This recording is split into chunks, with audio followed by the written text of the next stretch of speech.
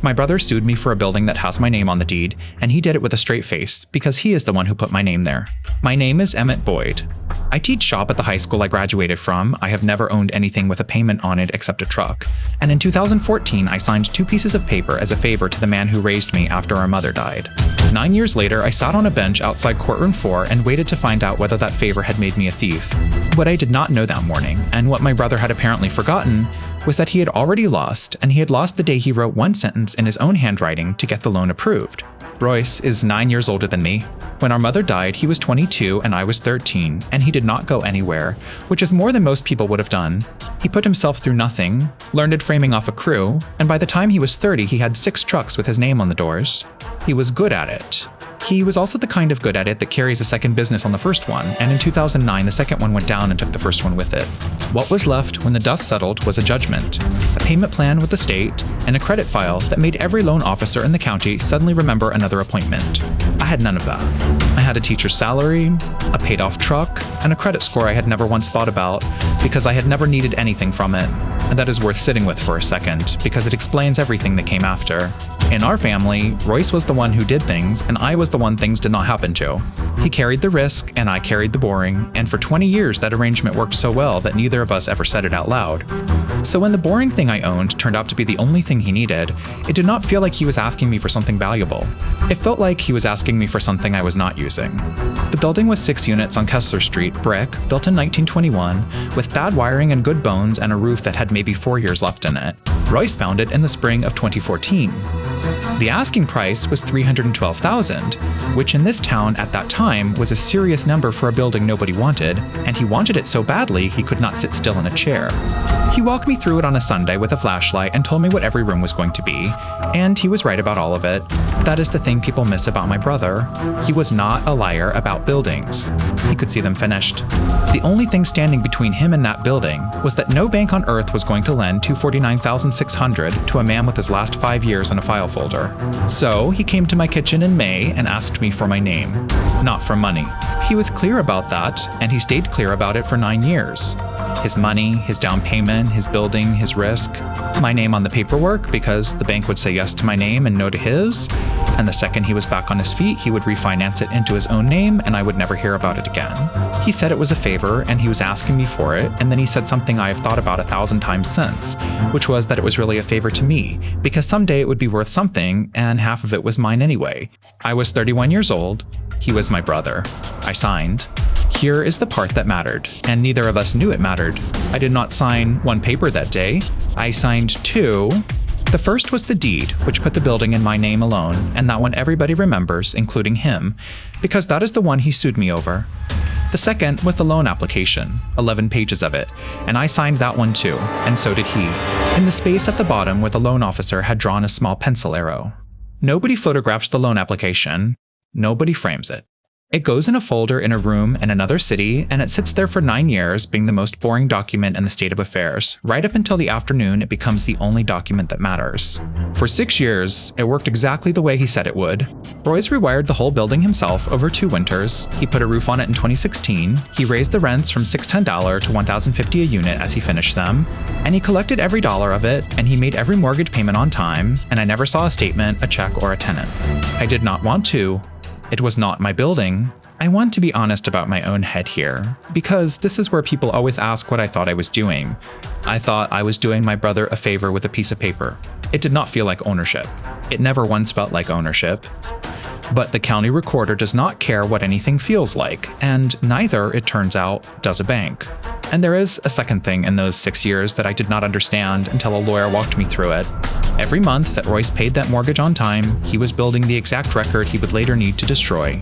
The payments came out of his contracting account, in his name, to a note in mine, and he kept every statement, because he is meticulous about paper in a way that has nothing to do with honesty. He thought he was building proof that the building was his. He was.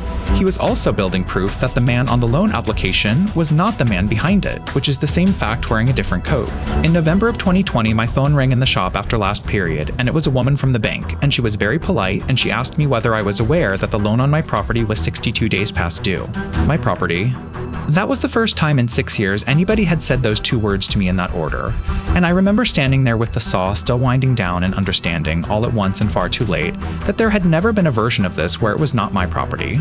Royce had lost the big commercial job. He was 4 months into a divorce, and he had made a decision I only found out about from a stranger on the phone, which was to stop paying and not tell me, so I paid it. I paid the 2 months that were behind and the late fees, and then I paid December, and then I paid every month after that for 38 months out of a teacher's paycheck because the note had exactly one name on it, and that name was going to follow me for the rest of my life. It came to a little over $71,000.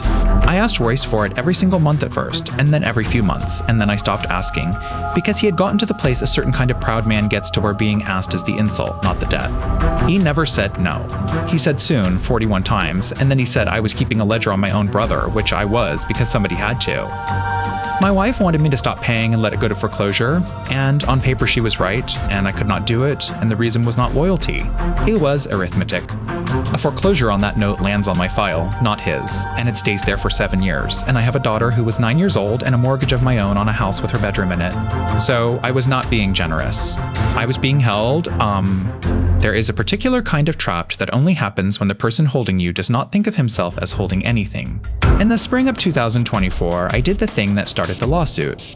I wrote a letter to all 6 tenants on my own letterhead telling them the rent now came to me, and I put it in their mailboxes on a Tuesday, and I did it because the building was making $6,300 a month and I was paying $180.70 of it out of my own pocket while my brother collected the rest. It was not a raid. I told him first, in his own driveway, and I told him it would stop the day he took over the payments again.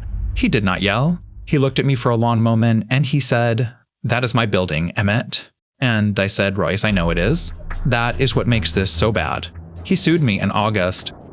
The complaint asked the court to declare that I held the building in trust for him and to order me to sign it over, and I want to say clearly that when my lawyer read it to me, my stomach went out from under me because the complaint was not crazy. It was not a bluff. It was, in fact, a textbook version of one of the oldest ideas in property law, and my lawyer told me so in the first 5 minutes, which is not what you want to hear at 340 an hour. My brother had the better argument. He had it right up until the moment he had to prove it. If one person pays the purchase price for property and title is taken in somebody else's name, the law does not assume a gift. It assumes the opposite. It presumes that the person who paid meant to keep the beneficial ownership, and that the person holding title is holding it for him, and that is called a purchase money resulting trust. It does not have to be in writing. That is the whole point of it. It arises by operation of law precisely to protect the man whose money bought the thing. Between a parent and a child, courts flip the presumption and call it a gift. Between 2 brothers, they do not. So on the facts Royce was telling, the presumption ran his way, and all he had to do was prove the money that closed on Kessler Street in 2014 was his. And he could prove it. That is what nobody believes when I tell this story. People assume I won because he was lying, and he was not lying about the money. It was his down payment. It was his roof, his wiring, his 6 winters. If the only question in that courtroom had been who paid for the building on Kessler Street, my brother wins that case before lunch and I go home with nothing, and I would not even have been angry about it because it would have been correct. The question that beat him was never who paid. It was what he had to say and to whom in order to be allowed to say it. And that is where it ended, though it took him 4 months to see it. To prove he supplied the money, he had to put the closing file in the record. The down payment, $62,400, had moved through my account, which he could explain. What he could not explain was page 9 of the loan application. There is a line on that page that asks whether any person other than the borrower has or will have an ownership interest in the subject property, and beneath it a space for explanation, and in that space, in my brother's block printing, because he filled the form out at my kitchen table and I signed what he wrote, it says that the borrower is the sole party in interest and no other person holds or will hold any interest in the property. Read that against his own complaint and you can watch the trap close. The complaint said he had held the beneficial ownership of that building since the day it closed. Page 9 said, in his handwriting, that nobody but me held or would ever hold an interest in it. Both documents cannot be true. One of them was filed to win a lawsuit against his brother. The other one was signed to move $249,600 out of a federally insured lender, and that is not a paperwork problem. That is a felony with a 30-year clock on it in this country. A resulting trust is not a legal right you enforce. It is equity, and equity has a rule about who is allowed to ask. A man who comes into a court of equity has to come with clean hands, and courts across this country have refused for more than a century to impose a resulting trust in favor of somebody who put title in another name to deceive a creditor, a lender, or the government. The reason is not squeamishness. It is that Royce could not win without proving his own statement to a federally insured lender was false, and the courts will not sit there and be handed a fraud as evidence and then reward the man who committed it. My lawyer said it plainer. To get that building, your brother has to walk into a courtroom and testify to a crime. And the cruelty of it, the part I did not enjoy the way people expect me to have enjoyed it, is that the doctrine does not care about me at all. It is not a rule that protects the innocent brother. If I had been in on it, if I had understood in 2014 exactly what we were doing, the court would have left the building exactly where it sat anyway, in my name, not because I deserved it, but because equity refuses to move a thing that two people put in the wrong place on purpose. The law was not taking my side. It was declining to take his, and letting the chips lie where the two of us had dropped them. But there was a second door, and it was closed too, and this is the part that I think finally reached him. Every deed of trust on that street has a due on sale clause, which says that if the property transfers without the lender's written consent, the entire unpaid balance comes due immediately. So even in the world where Royce wins, where the judge believes every word and orders me to sign the building over to him, the day I sign it, the note accelerates, and $268,000 comes due inside 30 days on a man who still cannot borrow $10,000. He was not suing for a building. He was suing for a bill he could not pay, and he had spent $19,000 in legal fees to get to it. He dismissed it 9 days before the hearing. No settlement, no letter, no phone call. His lawyer filed a single page and it was over, and I found out from an email at 4 in the afternoon during my planning period. I want to tell you, I felt something big. I did not. I sat in an empty classroom and I thought about a 22-year-old kid who did not leave, and about a building he could see finished when nobody else could see anything but rot, and about the fact that both of those are true at the same time as everything he did to me. The law is very good at deciding who owns a thing. It has never once been any good at the rest of it. I still own the building. I refinanced it in January into a note that is honestly mine. I fixed the roof he was right about, and the rents pay for themselves the way he always said they would. And I made him one offer, once, through the lawyers, and it stands to this day.